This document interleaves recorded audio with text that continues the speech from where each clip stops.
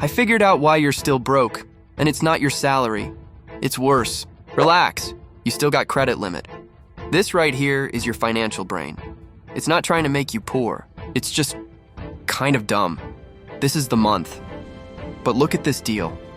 It's basically emotional investment. The problem isn't what you earn, it's who decides how you spend. Buy now, regret later. And by the end of this video, I'll show you the one question that destroys this little guy. But first, you need to understand how he controls you every single day. You think you're in control of your spending, but let me show you what's actually happening. Last one in stock. If you don't buy it, someone else will be happy instead of you. Your brain hates losing. You deserve this. Maybe we didn't really need it. Since you were a kid, you were trained to buy for relief. When you're sad, buy something. When you worked hard, you deserve it. When you're stressed, buy again. The system doesn't teach you how to invest. It teaches you how to consume. Long-live monthly payments. But there is a way to break this cycle.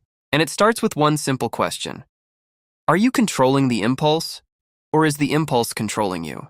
It's not about never spending again. It's about choosing differently. Oh, come on, not this again. You don't have to start big. If we invest that, there's no pizza money. Pizza on Sunday, but a future every day. The secret isn't earning more.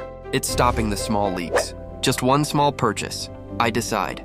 When you take control, you stop being a hostage. But there's one thing no one told you yet. You were never bad with money. You were just never trained to win this game. The entire world teaches you how to consume. Almost no one teaches you how to build. So, what do we do now?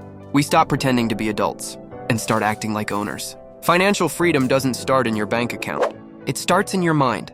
If this video made you a little uncomfortable, that was the point. Now tell me in the comments,